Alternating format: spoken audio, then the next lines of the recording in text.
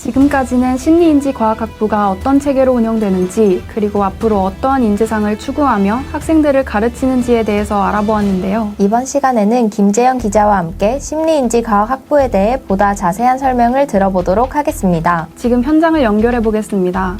김재현 기자 나와주세요. 네, 저는 지금 인문사회관 강의실에 나와 있습니다. 네, 정말 많은 고등학생들이 내가 대학에 가면 무슨 공부를 할까라는 고민을 하고 있을 텐데요. 어떤 분야에 관심이 있는 학생들이 심리인지과학학부에 지원하면 좋을지 전해주실 수 있을까요?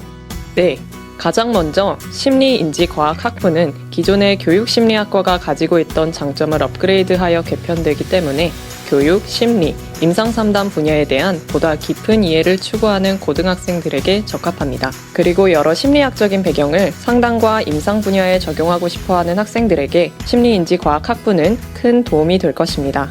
심리인지과학학부가 많은 고등학생들에게 정말 생소할 거라고 생각하는데요. 어떤 공부를 미리 준비하는 것이 지원자들에게 도움이 될 수 있을까요? 먼저 인지학습과학 전공에 관심이 있는 학생들은 뇌의 구조, 인공지능의 작동 원리, 학습이 이루어지는 과정, 효과적인 교수법과 관련된 이론을 공부하는 것이 입시를 준비하는 데 도움이 될 것입니다. 응용심리 전공에 관심이 있는 학생들은 전반적인 상담이론, 건강심리, 대인관계 이론, 그리고 자기이해 및 성장에 대한 밑바탕을 갖추는 것을 추천드립니다. 또한 전공에 관계없이 우리 심리인지과학학부에서는 학생들에게 학자로서의 면모를 기대합니다. 그렇기 때문에 사회과학 분야에서 연구되는 연구방법론, 통계기술, 문제 해결 능력, 윤리 및 공정성 등도 강조합니다. 물론 이러한 역량은 학부에 와서도 충분히 발달시킬 수 있을 것입니다. 지금까지 인문사회관 강의실에서 소식 전해드린 김재현이었습니다. 네, 오늘 이야기 잘 들었습니다. 앞서 언급드린 것처럼 심리인지과학학부는 두 가지 전공으로 나누어 운영됩니다. 바로 응용심리와 인지학습과학인데요. 이번 시간에는 두 분 교수님을 연결하여 각 전공에 대한 보다 상세한 이야기를 들어보겠습니다. 먼저 송현주 교수님께서 응용심리 전공에 대한 설명을 전해주시겠습니다. 반갑습니다. 저는 서울여자대학교 심리인지과학학부 송현주 교수입니다. 오늘 이렇게 응용심리 전공을 소개하게 돼서 기쁘게 생각합니다. 심리인지과학학부의 응용심리 전공은 임상심리와 상담심리를 중심으로 하고 있습니다. 서울여자대학교 심리인지과학학부의 응용심리 전공은 먼저 좀 자랑을 해볼게요. 국내 최대 상담 및 임상심리 교수진을 확보하고 있습니다. 또한 빅데이터, 뇌과학, 인지학습과학, 다문화 등 그 다양한 분야의 훌륭한 교수님들이 함께 계셔서 말 그대로 다학제적 융합학문의 그런 틀이 잘 갖춰져 있습니다.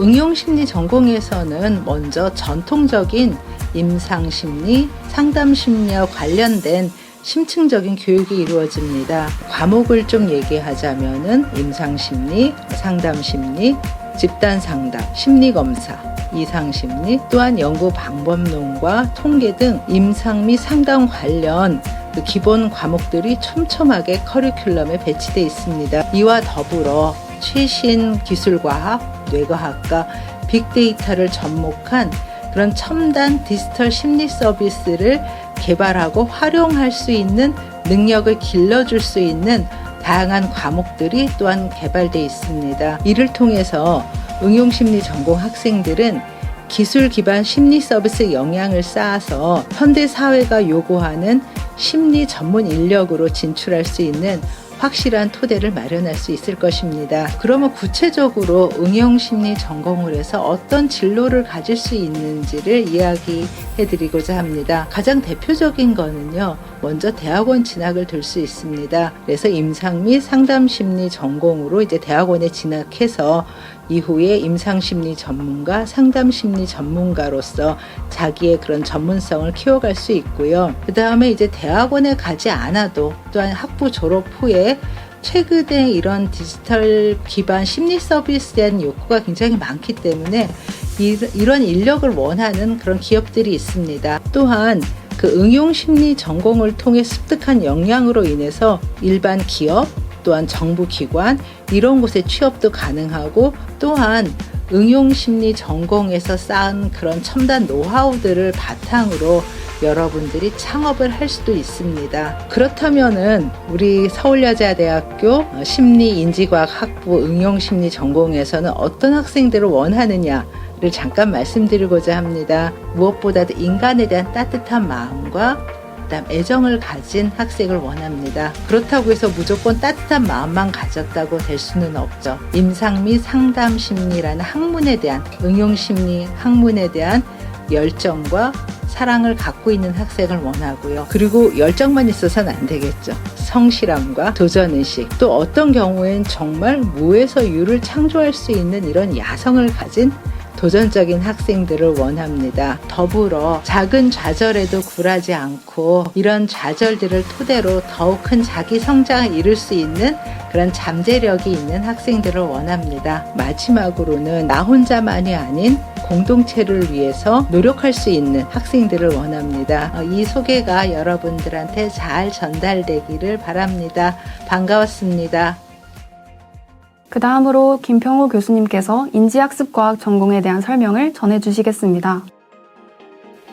안녕하세요. 저는 인지학습과학 전공을 소개할 김평호입니다. 인지학습과학에서는 이름 그대로 인지와 학습과학의 이론적 기반과 실습과 관련된 경험을 제공합니다. 특히 심리학, 인지과학, 빅데이터 분석 등을 토대로 다양한 학습 대상을 위한 능률적인 학습 전략 및 프로그램을 개발하는 역량을 함양시키는 것을 목표로 하고 있습니다. 여기서 두 가지 자료를 공유하고 싶은데요. 먼저 삼정 KPMG 경제연구원이 발표한 2025 교육산업의 미래라는 보고서에 따르면 코로나 이전에도 주요 오프라인 학습지 시장의 규모는 줄어들고 국내 이러닝 서비스 시장의 규모와 국내 정규 교육기관 이러닝의 도입률이 높아지는 추세를 관찰할 수 있습니다. 이러한 확장은 향후 지속될 것으로 예상합니다. 이것이 의미하는 바가 있습니다.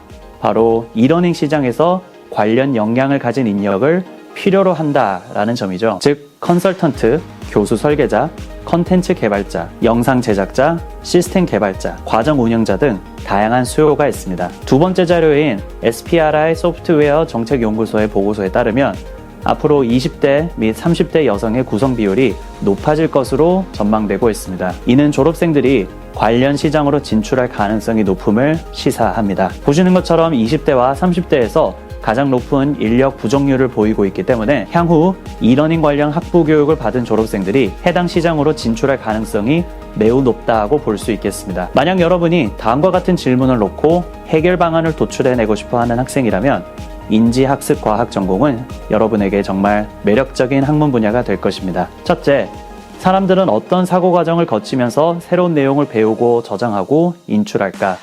둘째, 학습 과정의 효율성과 효과성을 높이기 위한 방안에는 무엇이 있을까? 셋째, 의사결정을 내리고 문제를 해결하는 과정에 개입하는 요소들은 어떻게 통제할까?